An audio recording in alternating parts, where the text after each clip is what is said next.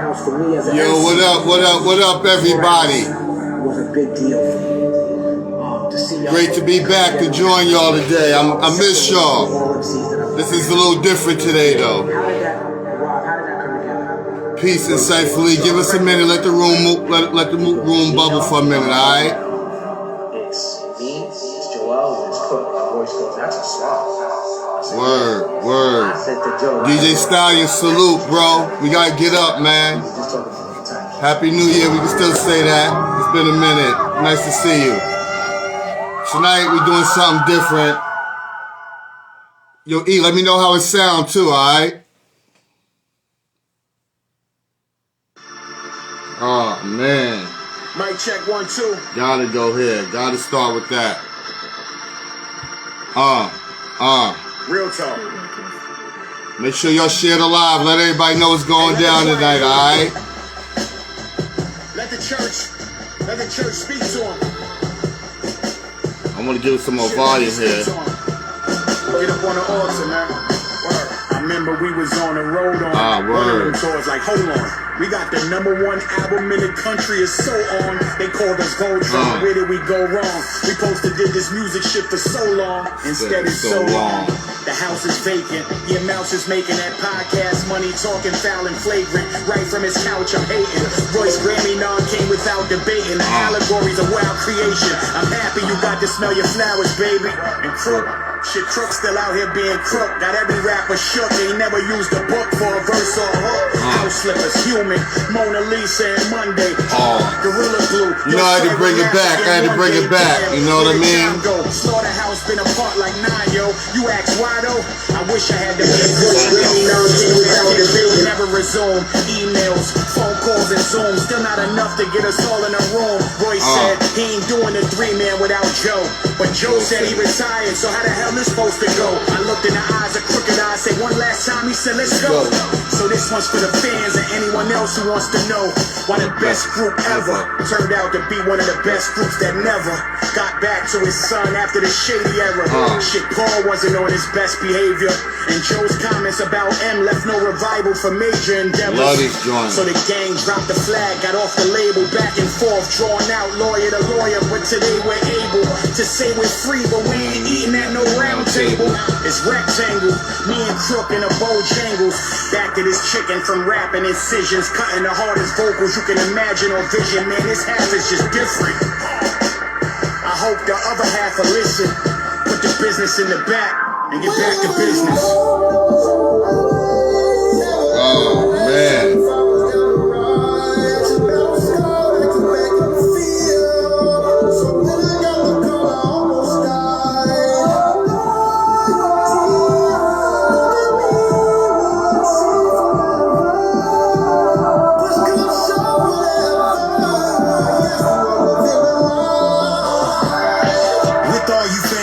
I have to ask forgiveness. This might be sacrilegious. I don't want to go back to business. I don't want to go back to biz. Back to the back and forth. The last deal I brought that back was different. Only thing I heard back was crickets. That was my answer. Listen, never did lack persistence. I ain't no mathematician, but I see mad division. Couldn't get past the friction. Was it a bad decision? Trying to get back to the mission of actually winning in rap again. Cause all of us had a vision, but that was years ago. This is a new day. The fans deserve flowers. This is a bouquet for wishing the group stay together forever and never fall out. Like hair, at least we balled out. Like missing a toupee with trips to the UK. Yeah. So bonding with the group, I became partial. He didn't start the group, he can't end it. Don't blame Marshall. He didn't start the group, he can't end it. Don't blame Paul.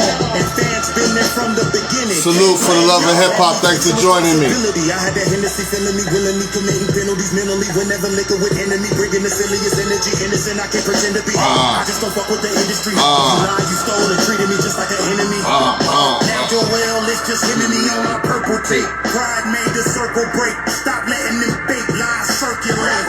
Tonight we're gonna be talking about this album right here. We too real, truth for truth. That's the bag. The Rise and Fall of Slaughterhouse. I had to bring it back. Alright, so we gonna get to it, man.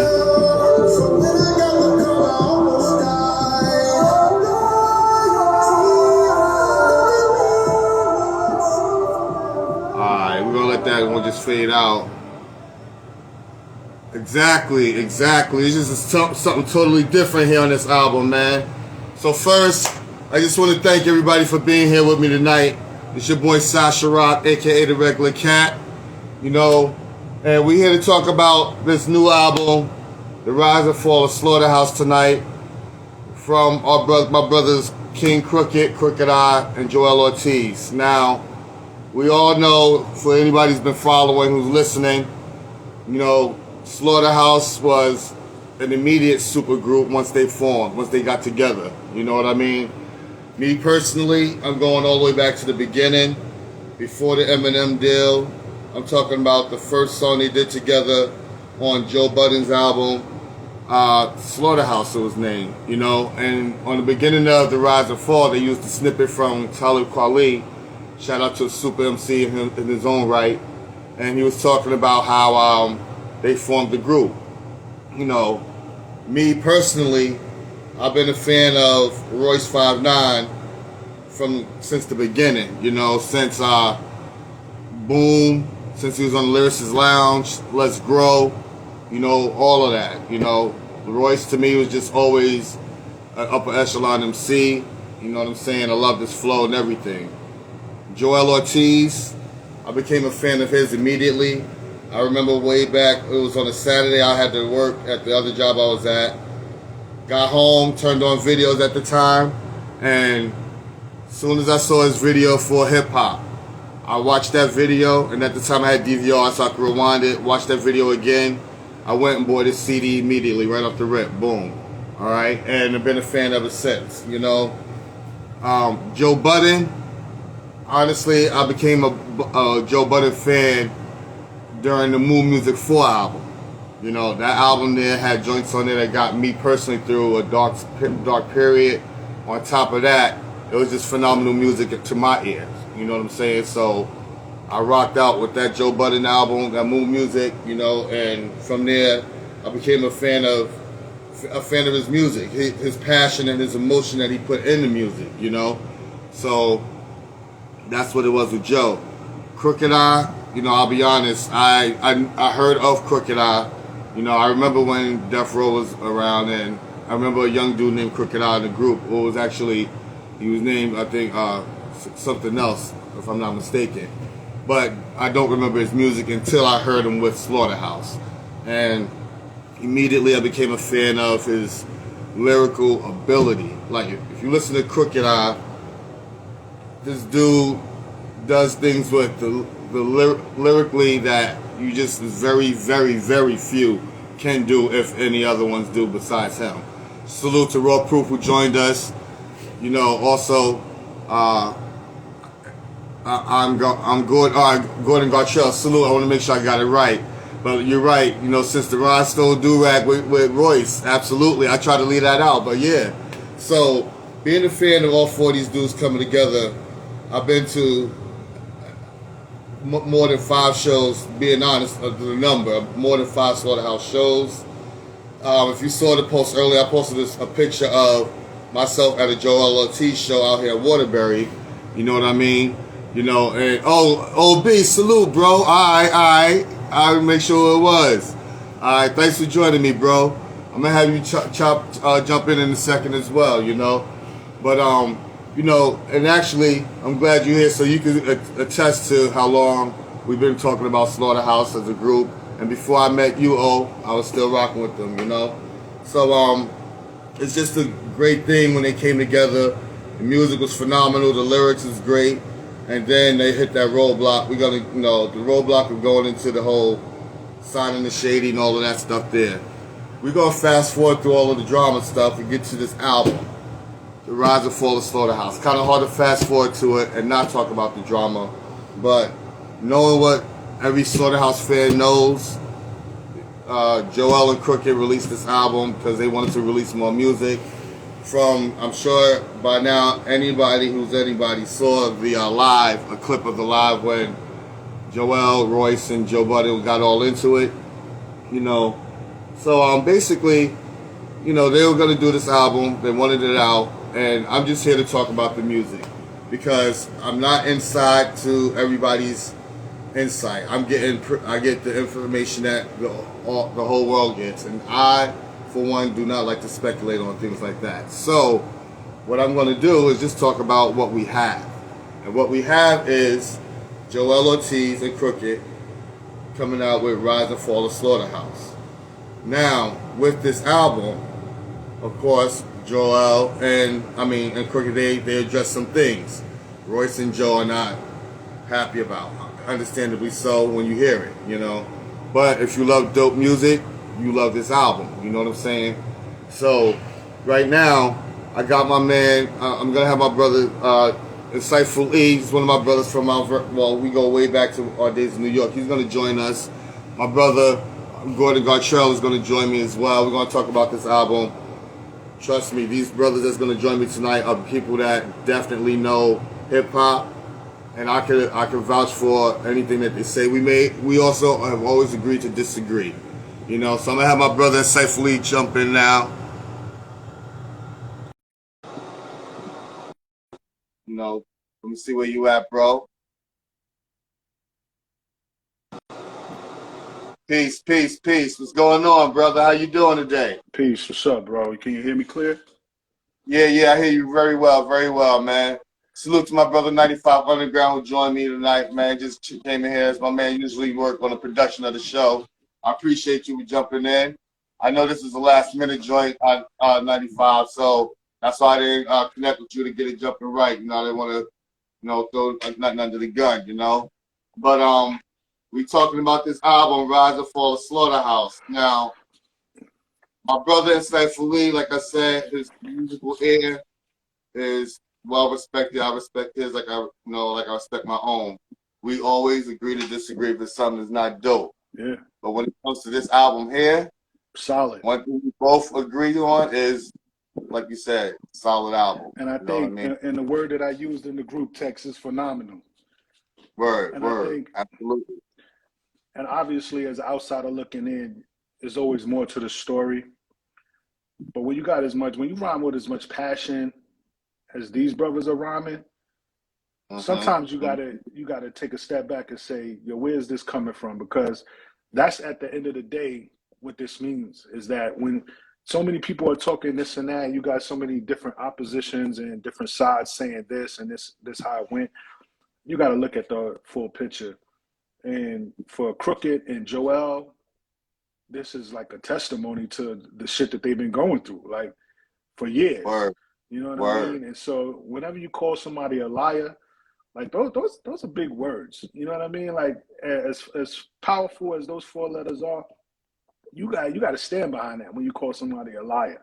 And so I think that personally, everything that was said and everybody got their own story, Crooked and Joel, they came with it, man. They supplied enough groundwork to say, yo, this is what it was, this is where it is, and we're going forward.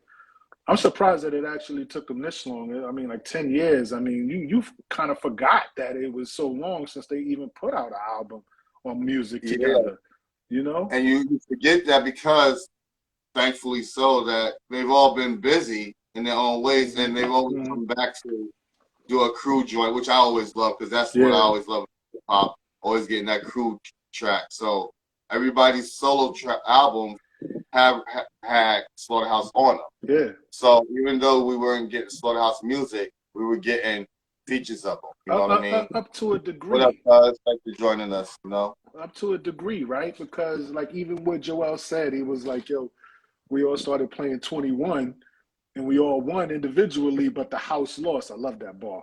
I love that. I love that shit.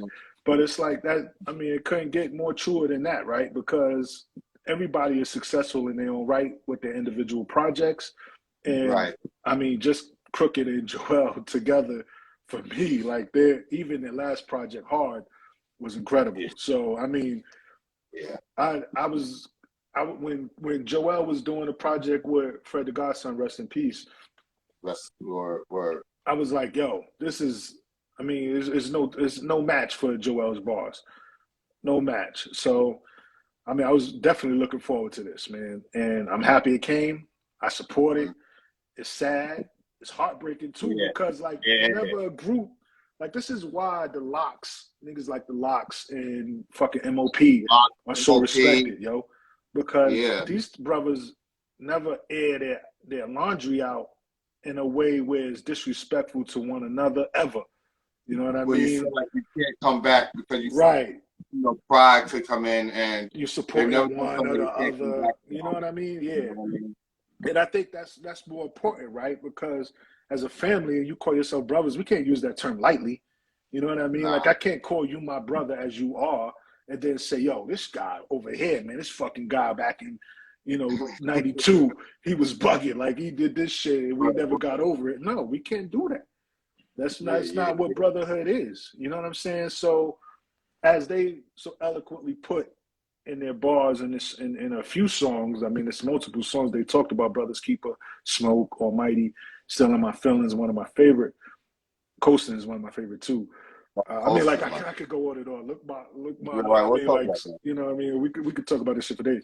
But as they talk about, this is what it is, man. Like you just can't go back from that. And so I'm not gonna call you my brother and then shit on you behind your back. You know what I'm saying? Like that's never gonna happen. And you're never gonna find that. So like for me, it's tough because like I said, salute to my brother DJ J Gap for joining us, tonight. Salute once again my cuz, everybody's in the room tonight. It's a Saturday night, y'all could be doing anything else, but y'all here. We're talking about Rise and Fall of Slaughterhouse, Now for me, it hurts because like I said, I've seen them so many times live.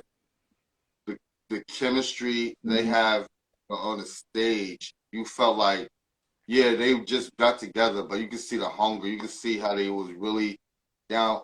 And they did a great job of showing that because listening to the album, they talk about how Joel said backstage, my favorite joints. Like, I can say that about a couple, but you don't realize that once they left that stage, they split their bread and they went their separate ways. You don't think that. And remember, there was no social media back then to see, pictures of us rocking and rolling and chilling like outside of there. So you didn't know if that camaraderie was there, but you assumed, Oh yeah. I mean, that's what you bought into. I bought Especially into the music, brotherhood, yo. You hear how they compliment each other so well on everything. It's like, yo, you know what I'm saying? And then when the whole Wu-Tang joint thing popped off with Joe, the way I saw the clip of how Royce went and spoke to Ray and all of them to try to start you hear Crooked said he did. You understand what I'm saying? So it's just like, yo, they really riding. They going against legends for this dude. So that right there let me say, like, yo, this is something that's possibly real, So imagine that, right? Imagine that you going against legends for this guy who allegedly behind closed doors is trying to handle. Yeah, I don't hear you. Your sound went out, E. There you go. You back. Yeah. So imagine that, though, right? Imagine that going against legends for a brother who you consider your brother, and then this person is doing what allegedly people are saying, or the other members of the group are saying, that he's doing crazy deals behind their back and doing all this type of funny shit. But imagine that, like, I mean, you still got to stand on it because that's your brother, so you're gonna stand with him whether he's right or wrong.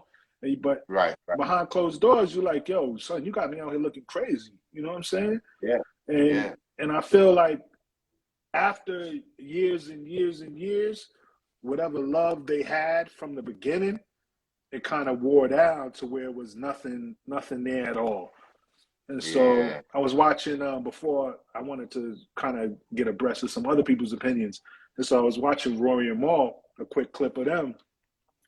And they were saying how, Glass House is so incredible, blah, blah, blah.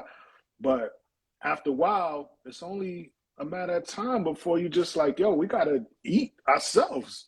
You know what I'm saying? So Crooked and Joel had to take matters in their own hands and had to move forward with whatever it was they had to move forward on and put the story to bed so that the fans on the outside looking in could say, yo, that's it. Because if, like Crook said, if you go and you're telling the fans, yo, fucking Just Blaze. It's so funny that he said that because that's all I heard was Just Blaze is mixing the album. This shit is coming, and you never seen it, right? That's all you heard. But he was like, yo, the shit was lies. Nobody knows that, but now we know that's a part of it. Yeah, it's a million things, but that's one of the issues that was happening is that they were trying to save face. Word, real quick. Salute my brother Tony, my Ghost Squad brother for being in the room. Salute my brother Derek Skinner. Appreciate you, bro. You know what I mean? We talk about the rise and fall of the Slaughterhouse, that album, which I love. I'm just keeping it real. Yeah. You know what I'm saying? This shirt goes all the way back to when I was a big boy. You know what I mean? I got it over a hoodie because I can rock like this because it's so old. You know what I mean? That I can do it like that. My homegirl A Block, salute. Thanks for joining me tonight. We talking my brothers King Crooked and Joel Ortiz album. We got my man Insightful E, one of my day ones from A1 back from two projects, is here. My cousin Bobby just joined us. What up, bro? Yo, what up, peace, Bob. What up? We talking this album here. So let's talk about it. Let's go track with track real quick. And I'm not gonna spend too much time. I do. My brother Obi, if he's still in the room, I do want to have you jump in too. Okay. Let me know if you're still here, Obi. But you got the intro of the album, and then it goes right into Vacancy. Mm-hmm. You know what I'm saying? To me, Vacancy is it was the first track we heard too. Mm-hmm. Classic, like the beat. You know what I mean? Heat Makers. Salute Heat Makers for this joint, man. Salute, shout out to Heat Makers. Oh, yeah. My brother Mr. Keep It Culture, thanks for joining us. A Block, I love you. Thanks for being here. Yeah. You already know. But Vacancy, they got right to it. You know what I mean? And that's what let you know what it was. How on tour, like I said, you really thought they were brothers. You know what I'm saying?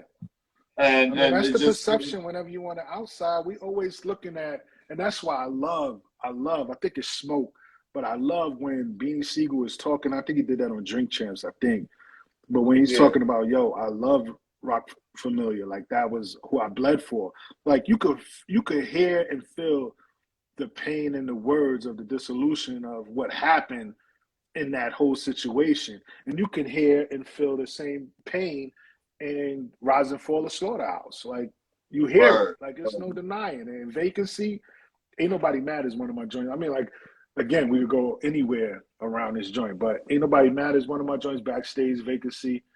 I mean, it's so many joints, but it's all their truth, right? And that's what you look for. Yeah. Now the thing is, like you said, the beautiful thing about Crooked Eye and Joel is they're talented MC. Mm-hmm. So being able to tell their story is nothing for them to do over tracks. But the beautiful thing is how A-Rap Heat Makers gave them the love to do it to. And that joint it pulls at you. You know what I'm saying? Like hook, the rock, the guitar, and all that. It's like it's so Slaughterhouse. You know what I'm saying? Like it's one of those joints you could have heard the whole crew on. Yeah. You know what I'm saying? But they got to talk about the house going. You know what I mean? Being vacant. You know. And I love the track, bro. It's like it was a perfect single, the first single of an album to me. You know what I'm saying? And if you watch the Crooked Eye shit, Crook's Corner, where they did the video and they're talking about how Joel chose the first single or what it was going to be. Yeah. I mean, it makes perfect sense how Vacancy is where we at now. You know what I'm saying? Word. And that's Word. I mean, at the end of the day, honestly, it's kind of sad because, you be such a fan of all these guys and all of them are lyrical and MCs in their own right individually. And you want something like this to work because you want to see like the underdogs win. You know what I'm saying? And these guys for years are underdogs in their own right, and you want to see them win together and show that we don't have to cross over to be popular and make that type of music to be popular, but still hit them in the head with hard bars and hard beats and hard music together and make that shit win. And remember what was dope about Slaughterhouse was the time they came out, because when they came out, I remember vividly who was winning. That's Drake was winning. J. Cole started bubbling. Like Kendrick was You know what I mean? Mm-hmm. Those was winning because I remember going to bat for the MCs I listened to talking about they better than who's out there. Lil Wayne was definitely on top. I remember. Nobody, you couldn't tell nobody nothing about Lil Wayne. But when these dudes came out, I was like, listen, I put them against anybody. You know what I'm saying?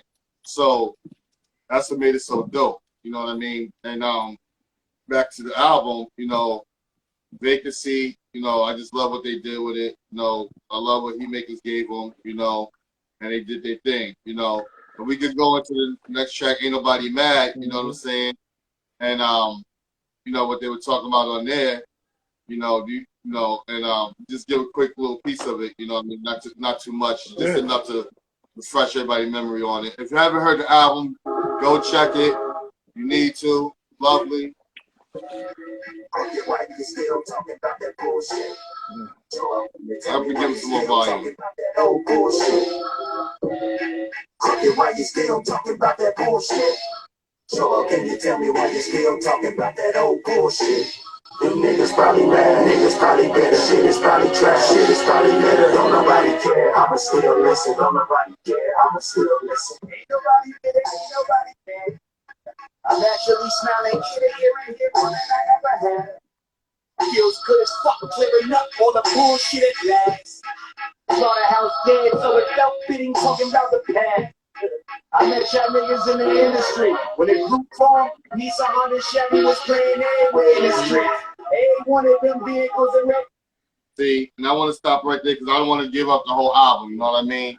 But that joint right there, he let you know when they got together, he was already doing his thing. You know what I'm saying? Like I said, I was a fan of Joel when he dropped his first album. You know what I mean? And I've heard, and shout out to my brother True Words who joined us just now. You know what I mean? And you know, Goat Squad all day. You know, but that was that joint there. Ain't nobody. It was just one of the tracks that they just let you know. You know what I'm saying? Before Slaughterhouse, they were doing their thing already. You know, and they flipped the flow on it. You know what I'm saying? What did you think about that track? I love that joint. That's one of my favorites as well.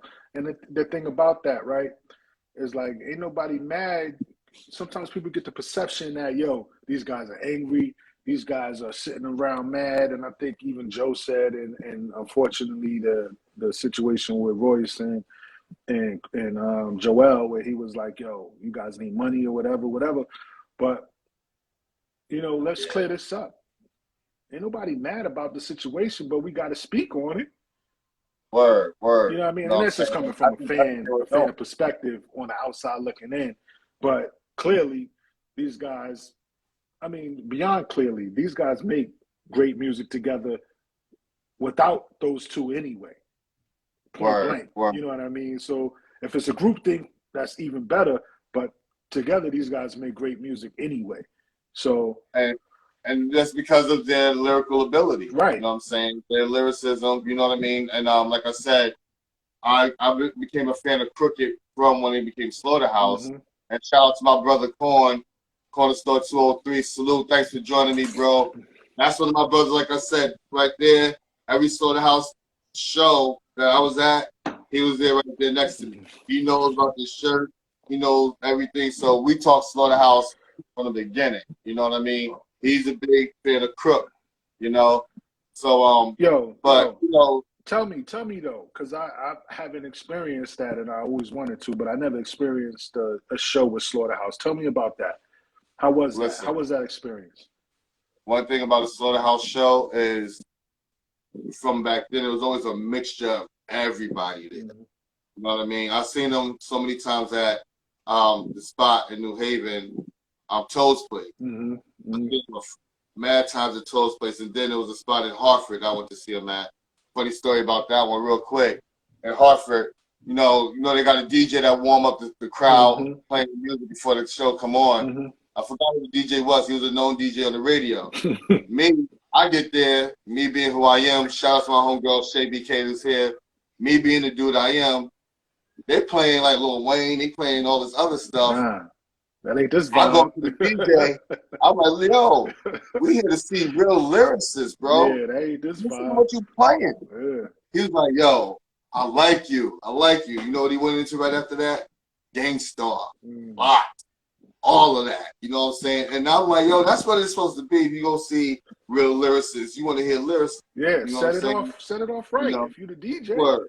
So to go back to what you said, what is it like to when it shows? It's amazing because you got to remember the first album, Slaughterhouse album, Sound Off was the first track, and the way because I saw clips of how they came out, and I see like the first time I saw the show, I wanted to see that they come out one by one to Sound Off. Like you said, the energy is stupid because you remember Sound Off. You know what I mean? The energy is so amazing. And, you know what I'm saying? And to hear all of them, like trade bars, their stage presence got so comfortable with each other. You know what I'm saying? So the show, and me, I was the type of dude, and my man Corn could attest to this as well. The stage is right here, I'm right here. You know what I'm saying? I'm up front every time, like, ball for ball with them. And it's dope. I love that energy. You know what I'm saying? So it's amazing. You know what I mean? So it was dope to be there for these shows. And that's why I feel so close to this group. Like, this is one of my favorite groups. For them being just one album, I don't, you know what I mean? You know, the other albums I'm not really sure about. But, you know, for them to be short-lived as a group, what they've done and the time that they did it made them important. You know what I mean? So does it kind of put a sour taste in your mouth when you find out that, or you listen to the stories of everybody talking about whatever transpired throughout the years, that Joe Buttons is the one who kind of held up the whole project from Glass House to where we are now with the rise and fall of Slaughterhouse? Because it seems like to me on the outside that he's the common denominator for all of the problems that whatever transpired between them and where we are now. Well, to me, it's one of those things where I'm like, okay, I'm not really sure because once again, everybody's story is different, and I don't want to be like I'm taking sides what I hear. You know what I mean? But you know, because his story, his from his point of view, I wanted to see more of what was in the contract, which makes sense. Okay, always. And Crook's reply to that was, I told him to call me, and he never called him. So, you know what I mean? How that goes is hearsay. You got to be actually, you know. But I'm upset. It could have been any of them that held it up. Now I would have been upset. Yeah, right. Yeah. Any of them that held it up. Like, so kind of games I'm not one, you know, that, you know, turning out has, and my boy, he knows, my man Cohen, we've been on the Slaughterhouse run from the jump, but any of them that would have held this album up, I would have been upset, the progress of them, because we wanted to hear more Slaughterhouse, you know what I mean? Yeah. Especially when there wasn't a freestyle that I didn't see on YouTube more than 10 times, when they went and blew Flex down, when they blew everything down, you know what I'm saying? But even the mixtapes that they did, I mean, where they rapped over other people's beats and it was DJ Drama and all that shit. Like, I mean, like, keep it 100. Like, I'd put that on a playlist to keep that running. That was like a theme for like, just keep it 100, man. Out of everything that you're going through, man. So for Royce being behind that one, I mean, you're going to go, I mean, they have so many songs in this process and in this time and to where we are now, to where selfishly I kind of want to see if Joe and Royce put something together, you know? Yeah. And I mean, rap about it. You know what I mean? As a fan, of course we want to hear that. You know what I mean? And then as a fan, me being who I am, I want to see them eventually get back together. You know what I'm saying? I want to see that's possible. True. Yeah, I don't know if that's possible right now. You know what I'm saying? Shout out to my brother Loretta for joining me, man. Ghost Bro. We talking about Rise and Fall of Slaughterhouse, the album that Joel Ortiz and Crooked I put out. You know, yeah, you're right. I don't think that's gonna happen. I don't think that's why it's so important for me to hold on to this. You know what I'm saying? Yeah. But I was thinking if I was gonna buy the one now and the one with the shit on fire. I mean, it's only me, I am, because I gotta support it. You know what I mean? Yeah. I don't have to support it, but it's just like for fun. Why not? I love music. And honestly, Royce said something during the live, and it made sense. He said, "Why couldn't y'all just put out another album like y'all did with Hard, and not even address this?" But they wanted to speak on their truth. They wanted to speak on it. You know what I'm saying? And I kind of disagree with that. Like, why wouldn't we speak on a situation that has everything in limbo, where everybody's asking me? It'd be like a million people asking you about a situation. You just could continuously say, no comment, no comment, no comment. Eventually, you're probably going to get tired of saying no comment and just say whatever your stance is. You know what I'm saying? Like, this is my stance, and this is what the truth is on my vantage point. So I think that's where it becomes like, again, it will roll back into being like, yo, this is such a sad situation that everybody can't agree. But it always been where it was those three that had an opinion about something or where they could move forward, and then Joe being on the outside and then saying, nah, I don't want that. So, and that's the unfortunate thing. And I mean, I understand where Royce is coming from, because that makes perfectly sense. But, and I was thinking that, like, why just not make a project and just not involve that and just talk about it? But right, exactly. And shout out to my brother True Words. I saw the question, bro, and I was gonna ask it to you, E. He said, "What do you think about them killing off the brand and things like that? Like, do you think that was He said, "What do you feel about the killing off the brand? Wu broke up and they're still making money off of it. Do you think that was wrong to kill off the brand?" But honestly, the way they did it, for me, well, you know what? Let me just speak on that. Then I'm gonna throw it back. I'll leave it to you, E. For me, killing off the brand, I just felt like it wasn't necessary, to just be real, because that makes it feel like you can't come back, and that's what you were saying. You know, they could have did an album speaking their truths and not call it that, but it's to them, like I said, it's their truth. It's like they're documenting the rise and fall, because there's no rise, fall, then rising again, unless you're gonna call it the Slaughter Phoenix. You know what I'm saying? You know. But what do you think about that? Yeah, they absolutely could. But what do you think about again? Yeah, for that question about killing up the brand. So I think that there was no other way in their minds, if I'm playing devil's advocate, there's no other way in their minds that they could have handled the situation without killing the brand. Like, they had to make sure everything was burned so that they didn't have to answer any more questions, which, in kind of a weird way, you're going to answer more questions. Yeah, you're going to ask more questions about the situation than you were before the situation happened. But so, yes, I think that they had to do what they did to put the shit on fire and kill the brand. But I think in a situation, even like Wu-Tang, where in the book with Raekwon, it's like, you know, you got to address these situations because people don't know the individual's reality, and they want to hear. And they want to know. I mean, it's quite simple. Like, everybody want to know what's happening. So where's so and so? Why is this happening? What's happening with this? And they keep asking you. And what Raw Improvement he made a good comment, and shout out to you, bro. Thanks for joining me. He said they could have named the album Vacancy. It didn't have to be the Rise of Force. We just named it Vacancy.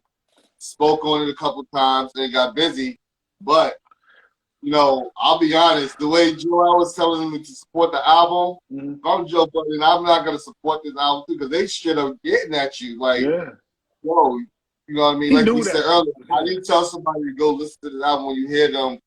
I mean, they getting at them. Supported. So from my opinion on the outside is that individually they never supported their projects anyway. Right. So if that's the case, then we jump down to Smoke or one of these songs where they're like, yo, you was never my man anyway. You know what I'm saying? Man. And when you said that, you never my man anyway, come on, man. You can't do that. We ain't got nothing to talk about. It's fine. It's over. Well, real quick, like we're not gonna talk about each track, but joint Backstage, the second single that they released. To me, that's another one. Like the way they set up their single releases. And shout out to my homegirl DJ Unbreakable, Dope Squad DJ, Dope MC. She's multi-talented. You know, thanks for joining us. You know, but backstage, it hurts me to read that one. You know what I mean? Yeah. You know, and see, my man Loretta, he asked a question. He said, "Do you think Joe's gonna come back to rapping?" Loretta, honestly, I don't think so, and I'm gonna tell you why. Joe Budden said that he felt like when they was thinking about getting back together, he had to go to the studio a couple weeks ahead of time to get ready for Joel and Crooked to get there, because you know how they different type of MC. So if he gets back to rapping, it's like he knows that going at them two won't be a smart thing in a battle. Royce, I don't worry about. Yeah. But I feel like Joe Budden kind of knows. I don't think Joe. I would disagree with that, right? Because I think for Joe, rapping has to have a definitive reason. Yeah, like it has to be an end result for him to be rapping. And I think for a lot of artists that rap or that make music, you make music for the love of the art of having the ability to say, yo, I could put these words together better than Larry, Moe, or Joe. You know what I'm saying? So for him, and then I guess people weren't appreciating how his pen was, and you can have a bunch of people that say you dope, but you want to be appreciated by the masses. And I think for him, not being appreciated by the masses for his pen, where he's at now, is more lucrative than it is. And that's not, and that goes to show, like, and it's less work for him, according to him. Yeah, like, you know what I mean? Why? You know, but for these guys that love to rap, and for people that love to rap and that have the ability to keep going, I remember real quick. I remember where, I don't know who it is. It might have been Jay-Z who said it, but he was like, "Yo, why can't we?" It might not have been Jay-Z, whoever it was, but they were like, "Yo, why can't we rap until our 60s or 70s like fucking Rolling Stones?" Like country music, R&B, rock music, all that shit. Like, rock, all that. You got the ability. I always consider rapping and hip hop itself like poetry. Like you write a book. You know what I'm saying? Like you have, like, each album is your diary of wherever you are right now, or whatever's going through your life, or whatever, in my opinion. And so if you writing a book or you telling your story in your diary, yo, you got a lot of stories to tell. And if you love the art from the beginning, like people say they do, that's how you could separate who says they love the art and they love the hip hop culture, is because you keep making art regardless of if you're getting paid for it. You know what I'm saying? True. So now, the thing is too, when I say that he knows that Crook and Joel are different animals, I don't want anyone to think that I don't think Joe Budden is the lyrical. Oh yeah, he's definitely sharp. Because let me tell you, I've always said he has released one of the illest diss tracks. Despite what he's been doing at G Unit and all of that, Joe Budden had a diss track, Arrested Soul Prodigy. But if anybody hasn't heard it on the wall, listen. Blood on the Wall shows you how Joe Budden can get down in the trenches. All right, he didn't think he could. You know what I mean? You know, but but the thing is, like, for me, I just think that Joel, to me, one of my favorite MCs. Because I've seen his growth. I watched his growth as an MC, and it was, to me, it's dope to see. You know what I mean? Crooked. Once I got my ears on Crooked, I'm like, yo, man. And the thing about Crooked, and Justin, I was listening to the album earlier too. Crooked and Royce, even on the first Slaughterhouse album, they sounded a lot alike to me at times. To me, they kind of took each other out. You going somewhere? You going somewhere else? That jab Crooked took. You going somewhere else with that, man? You heard that jab Crooked took. Yeah. When he talk about, he said he helped somebody learn how to move syllables. To me, that's like he's talking about. He kind of helped Royce change up his style to be the MC that he is now. Yeah, I'm not speculating on that, because that could be a reach, and that could be. I wish you would have said names if you did, because if that's who you think it is, don't let the fans speculate, because then that becomes a bigger picture, a bigger problem going forward. But listen, yeah, it does, but maybe he wants that, because we have these conversations like we have now. Nah, I don't think they do. I don't think they want to get to where it becomes but you want people attack. to talk about your bars as an MC, and you want people to. That's what makes it dope when people resonate. And honestly, that's taking it back to when, when the '90s and early 2000s when Jay used to do that. The sub, what is he talking about? It made it more interesting. You know what I'm saying? But you see, at the end of the day, where they was like, "Yo, if you don't say my name, I can't take this shit seriously." That's how you know, like how Crooked intertwined Lupe Fiasco. Like that was a perfect example. It was like, yo, add that And not for information. nothing, they've been throwing the names out the whole album, so why not do it there? Right. In general, like, you know what I mean? Especially if you talk about Royce, because even fucking Joel said, yo, you let whatever Mike tell you steer you wrong. You know what I mean? So, yo, Royce, you played the wrong card on that aspect. So why not just, if we talking about Joe and we talking about Royce, talk about Joe and talk about Royce in these situations of the song, and then keep it how you want to keep it in bars, and then say what you mean. You know what I'm saying? But if you're not, and you leading up to speculation, that leads them or whoever to say, yo, you ain't say my name, so I'm going to let people speculate, and then you could navigate around that. Yeah, but the thing is, though, man, for me, being a fan that I am, listen, I feel like I know where you're going because, like I said, I remember Royce in the Let's Grow days, Boom, you know what I'm saying? And like I told you earlier, after Slaughterhouse is when I started hearing him, I was like, oh shit, like the way the bar structure was changing, you know what I mean? Since I've heard him, you know what I mean? Yeah. But like Royce is a phenomenal MC before Slaughterhouse. Let's not take that home. Like, no, so, but the way he changed things, I don't know. That's what's great about it. We can speculate. But see, I think, but that's, to my point, is that's how they always say still sharp and still. And so you could always, that's what you're supposed to do. So on one hand, you could look at it and say, yeah, well, if you are talking about him, that's kind of foul because you like, yo, your brother, so I'm supposed to help make my brother better, if that's the case. Right. But if you're not, and now you're throwing a subliminal, now that's kind of like, yo, nah, that's not how we play this. You know what I'm saying? Yeah. And then it would be up to Royce if he feels inclined to do so, which I don't think they will, answer in the manner that he feels like he's a professional at. So right. I just don't know, man. Like right now, when they hear this album, I don't see Joe Budden getting back in the studio off of this album, like to address it. He'll address it on his podcast. He'll address it, do a conversation like that. That's what he's doing because, you know, I don't think he has, like you said, I don't think he loves it enough to go back in there and do it. And honestly, to be real, one thing I'll say, I think that he respects it too much to go out there and half-ass it. Right. You know what I'm saying? Yeah, I could see that. That's why he wanted to go out there and get his lyrical exercise in before they came, if they was going to do another Slaughterhouse.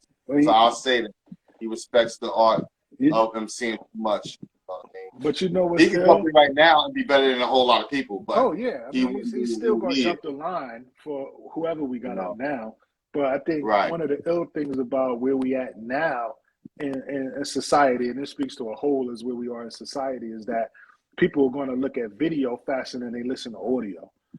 Oh, yeah. So I'd rather see, so, you know, somebody else would say, I'd rather see Joe talking about the situation than hearing him articulated through bars. And that's the unfortunate place, because before that, that's the time we're in now. Because I tell you, when Joe, like my cousin Charlie said earlier, when Joe got in his feelings is when that was the best Joe Budden music. When a woman hurt him, that was when he got the best Joe Budden. I'm calling Charlie out because I know he said he was the female version of Mary J. Blige. Oh, Mary J. Blige, yeah. But yo, man, the thing is, you think about it though, he made that emotional music, mood music. You know what I'm saying? It was perfect. So, like, yo, for me, that's what had me gravitate towards him when he was rocking over the Sade joint. Right. Ordinary Love, all that. I was like, that's what made me love it. It wasn't to pump it up. Right. It even wasn't the joint he had. He had the joint. No, but hold on. But those were the joints that made me a Joe Budden fan. And the joints he had was Fabulous, Paul Kane, all of those wasn't the ones that did it for me. It was when I heard mood music out. You know what I'm saying? Yeah. And see, I was a fan though. I was a fan You're of right. Joe when he was rocking with Clue. Yeah, I was a fan when he was doing the Clue mixtapes and he was doing Yeah. all of that stuff. So, I went back and checked them after Slaughterhouse, like the Slaughterhouse and New Music. I went back. I was like, all right, there's some joints to pull off. Like I said, like I heard Blood on the Wall. I think that's great. But back to the album though, man. I felt like one of the joints I stand out too on the Rise and Fall of Slaughterhouse is the track Smoke. And it stands out so much is because it's an ode to one of my favorite tracks, yo. It's On from Beanie Siegel and Jay-Z. Yeah, you remember on. Yeah. Once again, this like the way that the producer, the way he makes us flip that sample. Derek Angeletti. Oh, Derek. Oh man, I ain't checked. Let me check the email. But there's one thing you can count on is I know who produced the joint.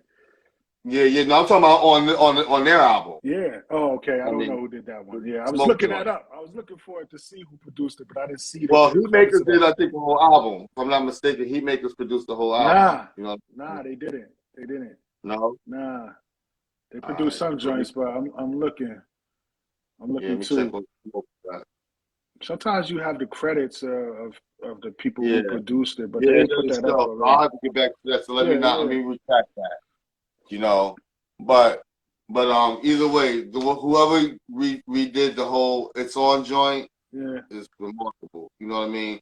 Because they did just enough for you to remember the original track. You know what I'm saying? And Joel and Crook just went stupid on that. You know what I'm saying? So let me ask anybody that's in here. First of all, thanks everybody. My brother Tricky Hayes is in the building as well. Ghost Squad. Has anybody else heard the album? Let me see your thoughts on the album. Let me know anybody else who's heard Rise and Fall of Slaughterhouse. If you heard any singles from it, anything. I want to get your feedback too. I want to hear what everybody else has to say about the album. You know what I mean?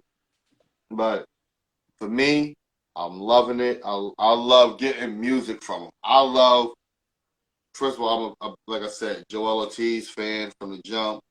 I became a Crocodile fan, and those two together, just like if Royce and Joe Budden dropped a project, I'm gonna get behind it and hear it. You know what I'm saying? Yeah. I hope that it delivers like I feel Crooked and Joel did. Yeah, definitely. It will. So, because I feel like they definitely came through. You know what I mean? Yeah. So one of the other standout tracks to me on here, you know what I mean, besides the just everything, but and I'm skipping around, but Look Mama, that's my joint. Yeah, you know I know, and that's my joint too, actually. I picked that up late in the game, but that was my joint when I first heard it, but when you mentioned it and then I was like, yo, let me listen to this joint again. Yeah. That shit is a banger. That shit is because me any track when first of all, does like talking about growing up as a single family home or the struggle. I always gravitate towards those songs, but when they're done perfectly, it's easy to gravitate to it. You know what I'm saying? Because that Look Mama to me is a perfect track. The sample, you know what I mean? Everything is smooth on it. You know what I'm saying? So, I want to give a quick piece of that. You know what I mean? I know because I didn't do, like I said, we don't own the rights to none of this music. I don't want to, I want people to go check the album. I want people to check. Listen for yourself. But I'm gonna give a quick piece of Look Mama, and I'm gonna see how it sounds. If it ain't sounding good, let me know. You know what I'm saying? Let me get this right here. Hey yo, I want to give a quick piece of that. You know what I mean? I know. Here we go. Let's go. Just Look Mama. Yo, can you hear me?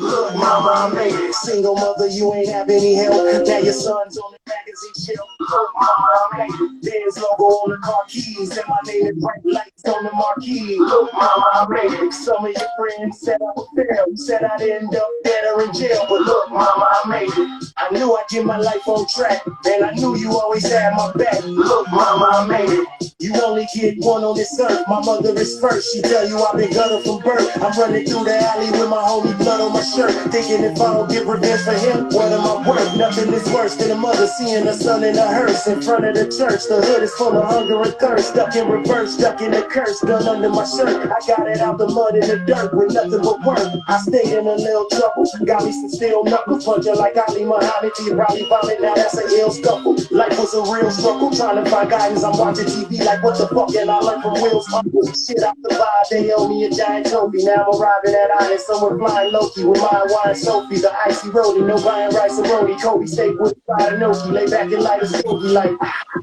shit changed my boy. Only thing that never changed me is the fame, my boy. I'm trying to exchange my pain for joy. My homie left the dope game for real estate. I don't blame my boy. And you bitches do better. I'm trying to curve me a dime for every time I couldn't rub two nickels together. Y'all got to record me. I got 99 problems, ain't none of it funny. Who laughing now? Look, mama, I made it. Single mother, you ain't having me help. Now your son's on the magazine shelf. Look, mama, I made it. Benz logo on the car keys and my You think it's oh my boy ended, so he might jump back in. You know what I mean? But yo, right there, that's the joint off of Rise and Fall of Slaughterhouse. Look, Mama. You know, it's one of my favorite tracks off the album. You know what I'm saying? For me, I love this album, man. The album to me just addresses. If you're a fan of Slaughterhouse, it's giving you what you want. Dope music from not the whole group, but from some of the artists in the group, some of the members, you know. But they definitely address some real issues on here, man.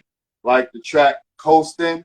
If you haven't heard Coastin', that's just one of the realest things you're gonna hear, man, because you know how everybody talks about, yo, you ride for your boy, but they talking about how you didn't really ride for me, you was just coasting. You know what I'm saying? Like, it's real joint, realness there, you know?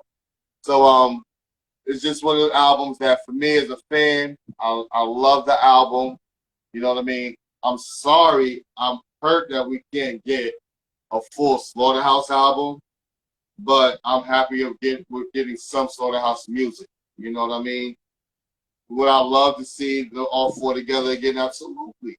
Like I told you, you don't know how many times I've been to Slaughterhouse shows, and right up there, sweaty shirt, everything. You know what I'm saying? Shout out to my brother Corn. He was in here. Shout out to my brother Big Game. He was the one that was always at the shows too. My homegirl Esther, she used to always be there with us. That was our Slaughterhouse crew. Every Slaughterhouse show, we were in the building. You know what I mean? And to see the rise and the fall, to literally experience that and see it, it hurts. You know what I mean? Like when EPMD broke up, I was hurt. You know what I'm saying? Like a lot of people don't remember that, but when EPMD broke up, I was hurt. I had to choose sides at that time. I went with Eric Sermon. He had Redman, my favorite rappers all time. Redman, Eric, Ricky Noble. So with this album here, if you love dope hip hop, you want to check the Rise and Fall of Slaughterhouse. It's definitely the replay value on it is phenomenal because I've listened to this album probably 6 or 7 times since it dropped yesterday. You know what I mean? So definitely check the album. If you're a fan, let me see who's just jumping in. My boy E gonna be back in for a little bit before we tune out. Let's go live with my boy. He back with us. And anybody that want to join in, if you heard the album, by all means, that's what this is, an open forum album tonight. You know what I'm saying? Yeah, you know, I felt bad like fading out after Crick's out verse. We didn't get to play.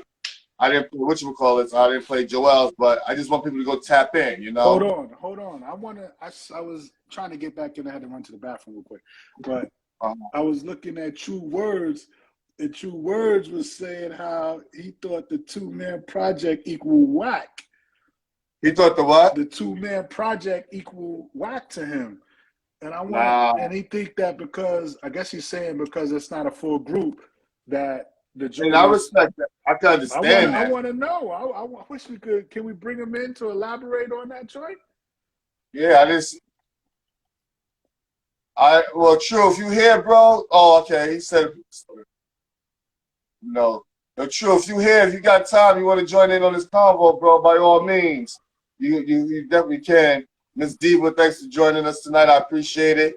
We are talking about Rise and Fall of Slaughterhouse, which the project I think is phenomenal. You know what I'm saying? My brother Saint Philippe thinks so as well. Oh yeah. We got my brother Two Words who said he thinks it's black. I'd love to hear his take on it. But true, I hope that you've heard the album and said that it's black, but based off hearing it, not based off this thinking that the two men can't do it. Because let me tell you something. I respect you as an MC and as an artist, bro, and head of the Ghost Squad. That I will hope that you will hear the album, and then you could critique it, you know. But then I would love to hear what you think is black as well. So either way, I love to hear your feedback on that, you know. But for me, my brother, Hold on. Oh yeah, he didn't say that. He See, said don't put words in my brother's mouth, E. Your True We Words, gonna he go ain't got his back. glasses on. I apologize, Son, bro. He probably doing all that. Nah, we gonna go back, kid, because he was like, Nah, yo, he didn't. He just said that why kill off the pig? Because I didn't see nothing about him saying it was black there it is. either. No, he didn't say that. He didn't say that the album was whack, but he said two members of Slaughterhouse equal whack. I just don't like the missing elements. And that's what I wanted him to elaborate on. Oh. Is that part Well, about I understand what he's saying about that. I understand totally what he's saying, which is what I'm saying as well. Like, you know, you don't have to do the album, like he said, killing off the brand. Mm-hmm. You could have did another, like Roy said, you could have did another album like the Hard Track, like the Hard album, you know, and then drop songs on there speaking on it.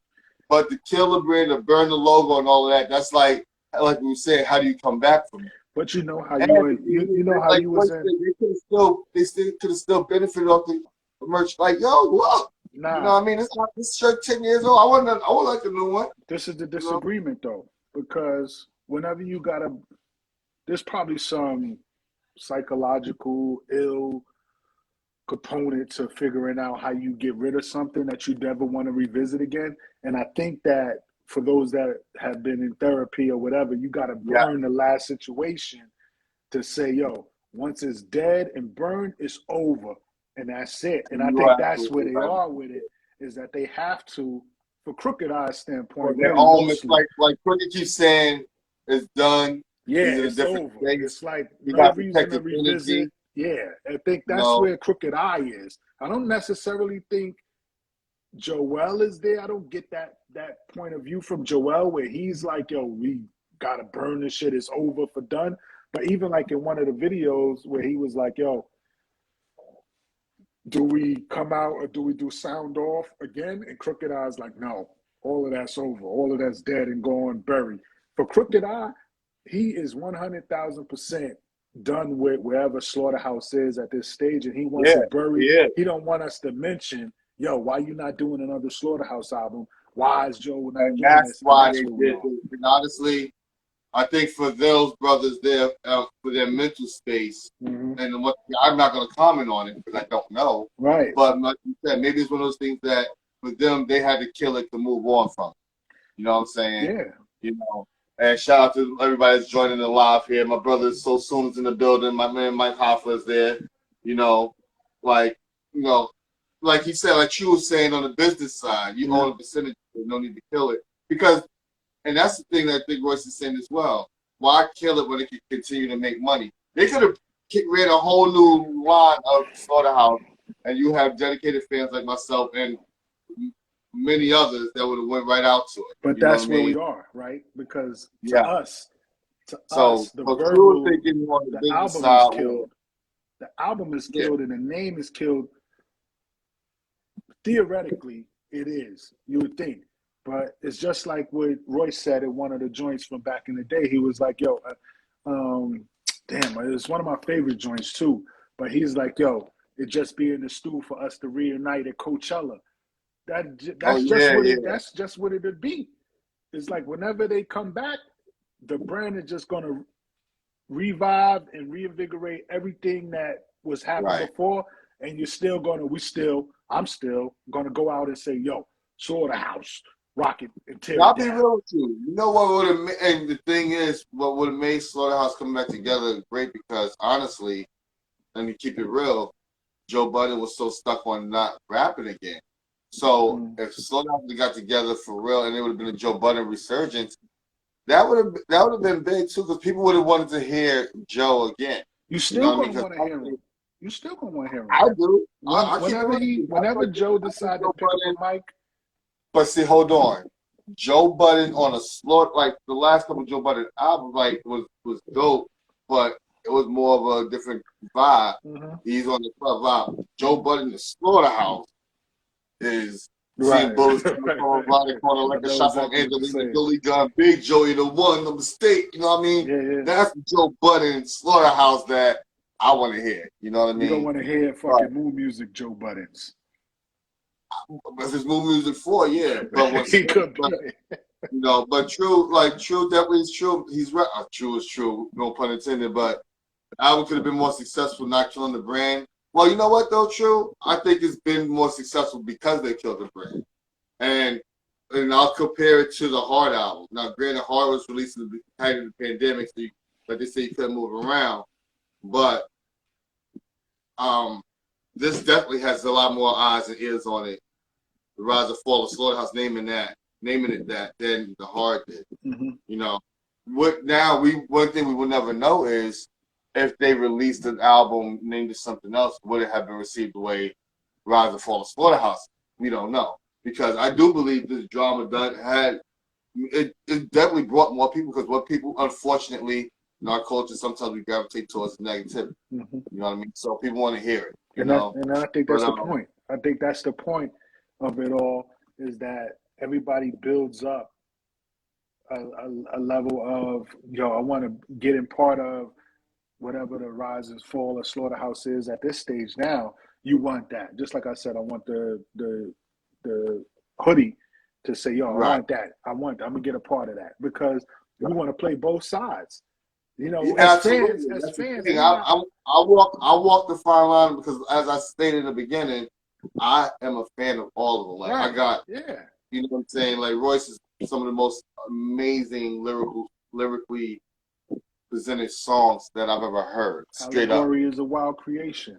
It was. Oh yeah. And for real, and true words, I want to address that too. I don't think that they setting up for a fake beef, because one thing is, I don't think that either. I don't look at these four MCs as somebody that would do that. Right. Now, I read where Jim Jones was trying to get Cam to do that, but that's Jim Jones. Wild back in the day. Back in the day. Yeah. These four MCs, these four dudes here, I don't see setting up no fake beef. Right. That's not their lane at all. Nothing about them is saying that.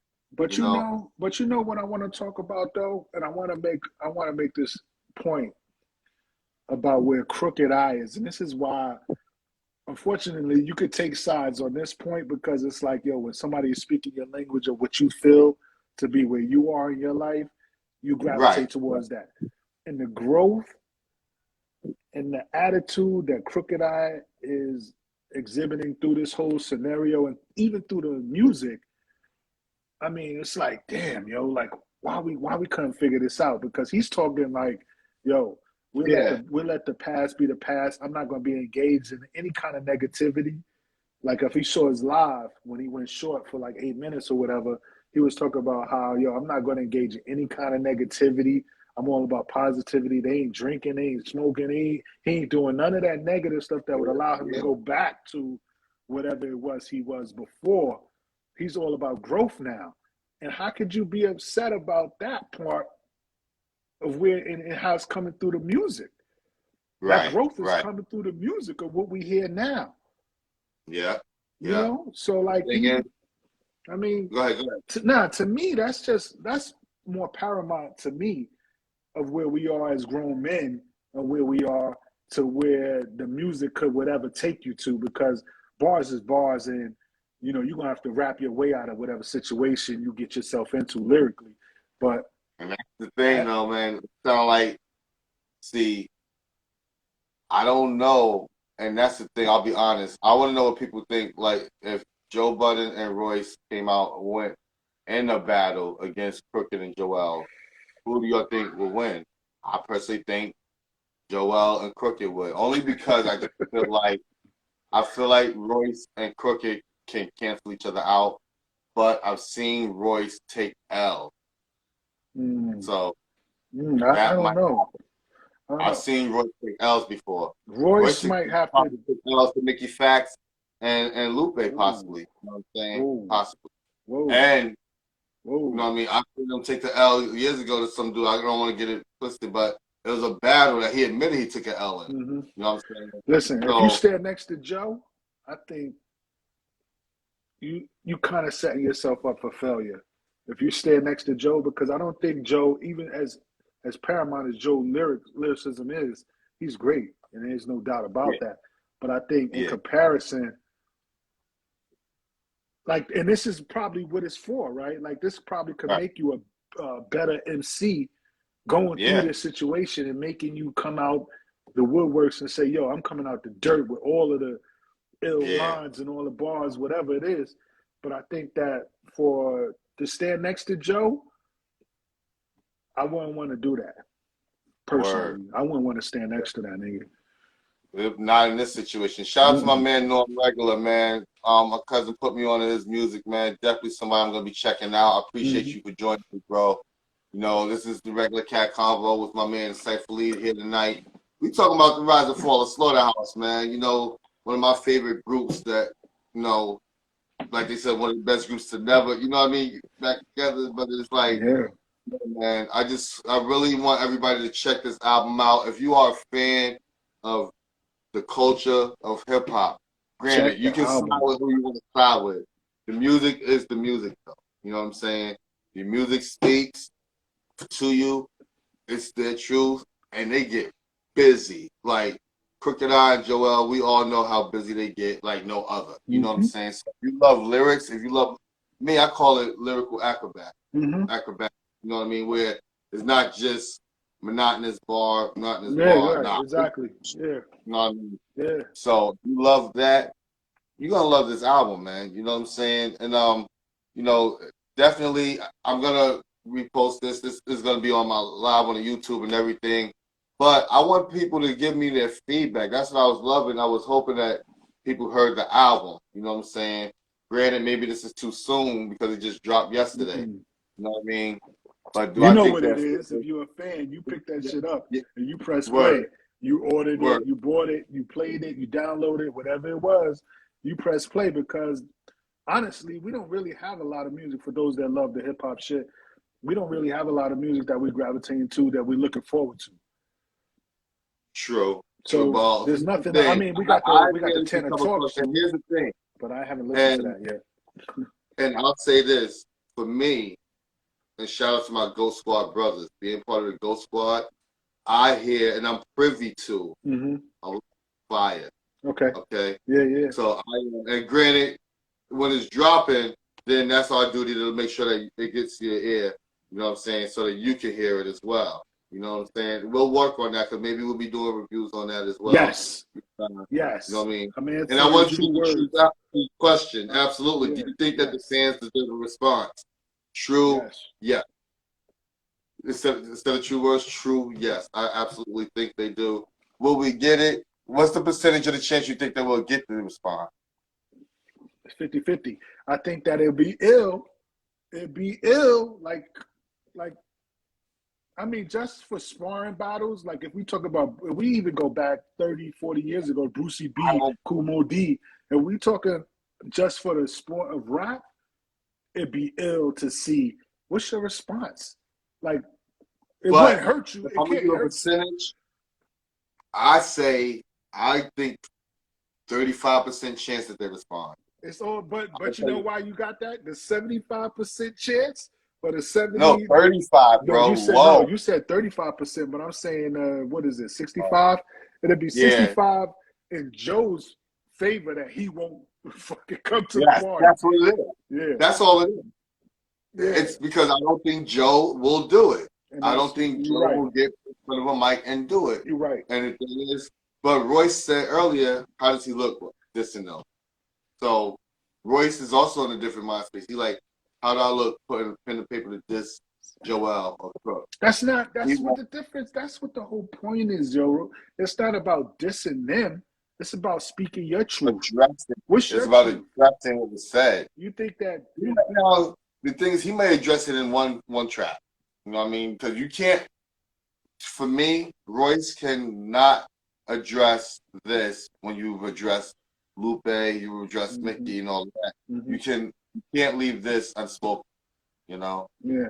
And like you said, DJ Unbreakable for the culture. Absolutely. Let us hear it. Yeah. I would hear Joe back in the booth. Yeah. I do. Like I said, Joe Budden is definitely a supreme lyricist when he's on his job. You know what I'm saying? He can put pen to paper and get busy with the best. You know what I mean? People may not agree with that, but listen, his music is his music. You know what I'm saying? His ball work. And that's Slaughterhouse first album. If you ain't heard Slaughterhouse first album, then you don't know. Because you ain't hear Royce 5'9" album with my joint America's Worst Nightmare, Ahead by Light Years. You know what I mean? That joint there, oh man, I forgot the name of the song, but point blank, Joe Budden gets busy. Shout out to my brother K Prez, who is a dope fire MC in his own. That's my young bro out of Jersey. K Prez, let me know if you got a chance to hear the Rise and Fall of Slaughterhouse. I know you ride with the Jersey crew, so you might be riding with Joe on this situation. We talking about that album. No, my man K Prez. I don't see if he. I hope he's not. I hope he's not riding with Joe on this one, man, because I think that anybody standing next to Joe can become a casualty. But here's the thing, chill. Like that's a whole different subject. I'm talking about like what. I know what you're saying, but I'm saying that like if you even got an opinion that Joe is. Nah, you can have an opinion and not be a casualty because even Sue Surf was I saw he was talking to him about it like, but he the one that told him he shouldn't invite people to, you know, the whole SMD thing, you know. Yeah, that's crazy. Like that's not that was like see again that's what I'm saying. Like that's my whole point, right? Is the S&D shit is like, nah, that was totally uncalled for and unnecessary for where we are in this stage. But that's the point of being next to a person that's so volatile like that. A person volatile like that, they're gonna put you in situations to where now the shit is escalated to a point where I wasn't even. It didn't necessarily have to go there, but now you brought it there. Now I got to stand behind you if I'm with you. And that's real quick. If anybody say, "Well, he said that to the album," you don't even say that to somebody. Yeah, you don't. You don't even. There's no right way to say that to somebody. You know what I mean? You know, but like my man Two Words said, the response should be John Royce roasting the pig as well. Yeah, he says sister roasting the pig. Yeah, because they killing it. Yeah, kill it, but let them roast it.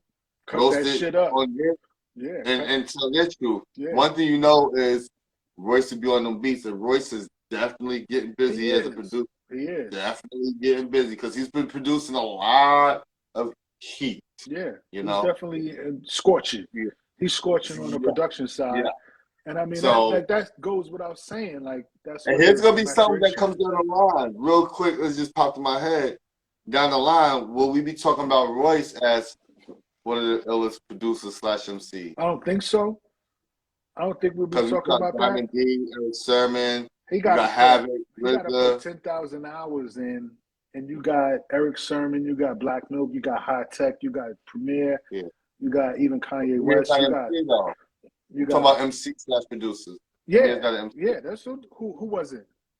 Premier's no rap. Yeah, all right, Premier. I take that back. Okay, so we got Diamond D. We'll take High Tech. High Tech spit a verse on a couple of talent joints, but even still, the bar is so high as a producer / MC, and I think you can't. Well, here's the thing Pete too. Rock, how can we leave out Pete Rock, yo? It's true, but just like you say, you got to put in 10,000 hours as a producer.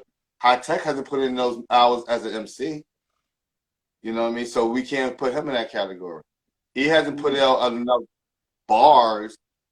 Royce has put out more production than High Tech has put out lyrics. That's not true.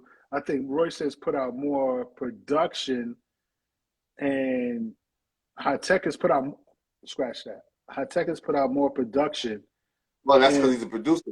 But when you keep it simplified and you do a verse here or there, you can kind of minimize that balance. So then you can't be in that category then. Like he doesn't have enough to call. You just said Royce doesn't have enough production. I scratch him. I put Yeah, it back now. Word. All right, that's just how we do. That's just how we do. Yo, Tony, You Ain't Lying. Booker Ryan is classic. Yeah.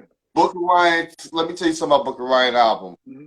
That skit, Protector Ryan. Mm-hmm. I said it when the album dropped. Protector Ryan was better than some people's song.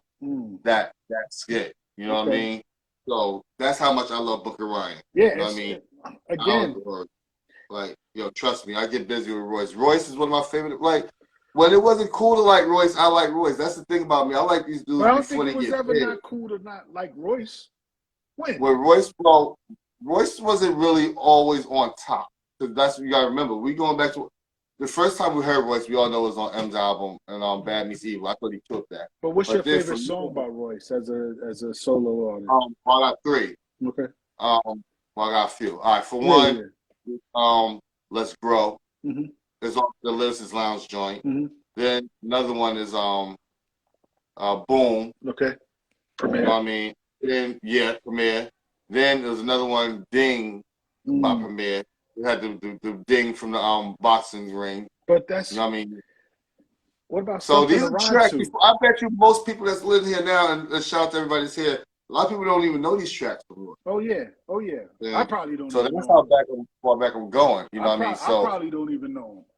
Yeah, and I still I remember seeing Royce at Toast Place by himself, not with Slaughterhouse, and no lie, he killed the show because Don't Harmonizing was out, and I'm like, but I asked him to do Ding, and he was like, "Yo, he don't remember." Like, and I respect that. You got so many bars, you know what I mean? But I was like, "Yo, give me the mic, I'll back it up. I got that shit." You know what I mean? What about Something to Ride To with Fonte? Yeah. And I mean, what about his prime stuff? Like, again, that's what I'm saying. But you guys, my favorite joints. Those no. Of course. But that's what I'm saying. Yeah, and then you could go on and on. Like, I mean, like Royce is not at the bottom tier of the totem pole of MCs of lyricism. Keep in mind, those songs I mentioned were maybe 5, almost 10 years before all of that too. So all that is still rock with Royce. You know what I mean?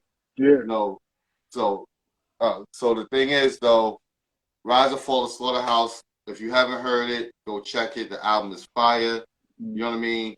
Whether you feel like and I agree with you, True, they should not have killed the brand off like that because it's so much that could be done business-wise later. So everybody don't got a true words as head of their squad, you know what I'm saying? And that's one thing.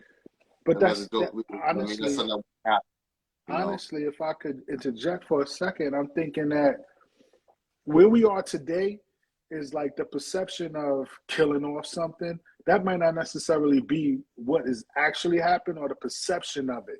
The perception of where we are is that they're killing off Slaughterhouse. But what I think could ultimately end up happening, maybe if it's not 5 years, 2 years, 3 years, 10 years down the line, it could still be a resurgence of Slaughterhouse came back together, and then what's going to happen? And now it goes to the board. Fuck a pig, they go to a board.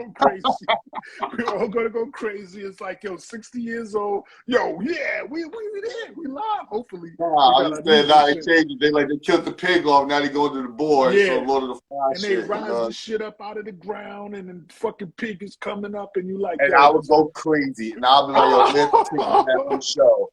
Exactly. That's me. As a hip hop fan, everybody knows that, man. You know? But real quick, like before we head out, you know what I mean? Like we played a couple tracks. I didn't want to play too much of the album because I really want people to go check it. Yeah. You know, and shout out my brother Cypher Lee for joining me tonight. You know what I mean? We talked about this Rise and Fall of Slaughterhouse. I want to hear everybody's feedback though. If you haven't heard the album, go check it out. The album is dope. If you're an MC, if you love the culture, if you love hip hop, this album is worth checking. All right. You know what I'm saying? Yo, E, thanks for joining me tonight, bro. We're going to do this again, bro. All right? I love it. Thank you for having me. I'm appreciative of the opportunity to come and speak my piece. The Regular Cat Konvo is definitely up there with one of the best podcasts where we talk about hip-hop, specifically the lyricism and the beats behind it. Awesome. I love it, man. You already know. Y'all haven't already followed Insightfully as well, man. That's my bro. You know you're gonna be seeing him a lot here on here. All right, bro. I'll holler at you, man. Peace. But thank you everybody. You know what I mean? This is dope. I had fun tonight. You know what I'm saying? I enjoyed everybody's feedback. I seen the comments. You know what I mean? This was spur of the moment, so I didn't have the production. Shout out to my brother 95. You know what I mean? I didn't do the production like the big joint like we got lined up. You know, we got that set up for next week. I'm coming back.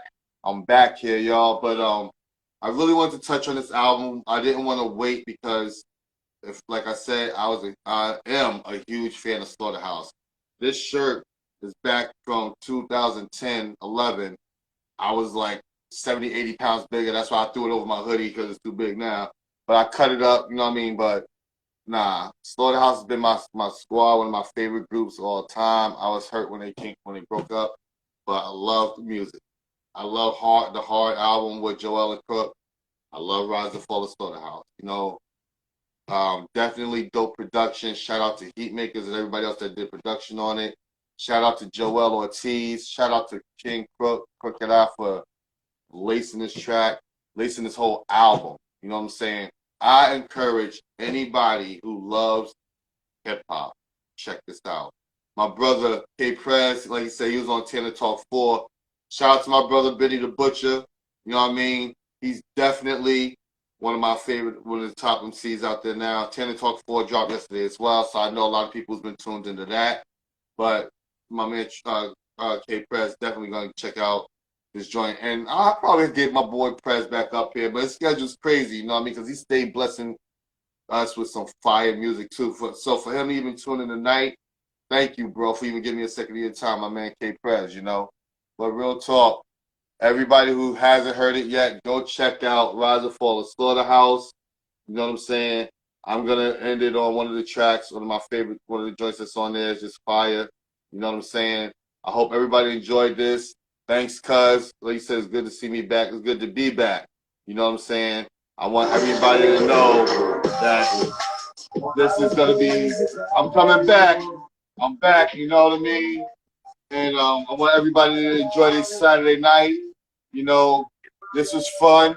Excel 200, 1200. Thanks for joining. I'm sorry we caught the end of it, but the show's going to be on YouTube. I'm going to repeat, have this dropped on the IG. You know, once again, if y'all don't know, we got the YouTube channel, Regular Cat Konvo. Follow that. Make sure you check the website out, regularcatconvo.com, where we got all our previous episodes. So any episodes of the Regular Cat Konvo that you haven't seen and you want to go back and check, because I've had some dope interviews with my brother Sky Zoo, Torre, my brother Kenny Buford. I had my GOAT Squad up here, True Words, So Soon. You know what I mean? And we got some more people lined up.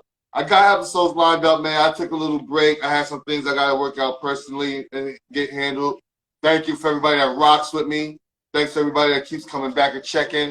Want to make sure we're doing good here. I'm back, baby. I'm just a regular cat that loves hip-hop. Tonight, I was all about my brothers from Slaughterhouse. You know what I'm saying?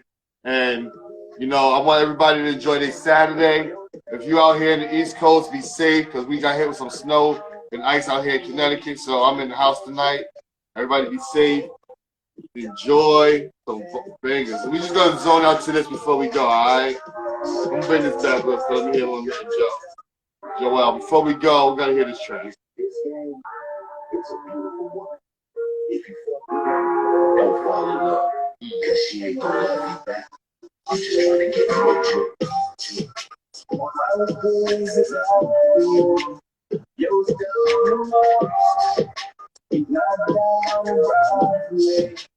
You just you don't need to stand.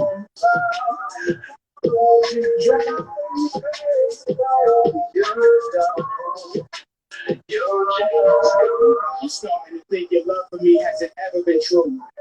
You only fuck with me when it benefits you. Always put your own agenda ahead of the crew. And since you always got the answers friends. I got a question or two.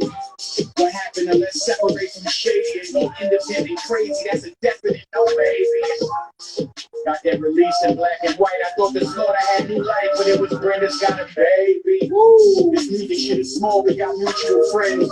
I hear everything you say in the room that you in. But what I hear, it appears that we used to be friends. And we peers through the lens that you viewing me in. You just coast. I'm posting on Twitter. You chime in on a nigga. Make the combo look bigger. Don't comment on a picture when I'm active on the gram. Why you playing with the fans? Tell the truth. You ain't my man. Woo! Man.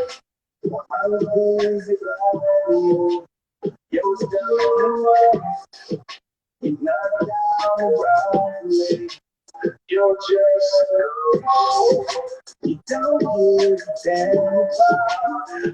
Listen, definitely go check the album out. Thank y'all for joining me tonight. I'm your man, Sasha Rock, aka the Regular Cat. We talked about Joel Ortiz, Crooked Eye, Rise and Fall of Slaughterhouse. I hope everybody enjoyed the episode tonight. I'm back next week. I'll be letting y'all know who the guest is going to be. I'm back. I got them lined up. Let them know. I'm going to tune in, let y'all know what's going on, all right? Till then, enjoy your Saturday. Have a good one. Peace.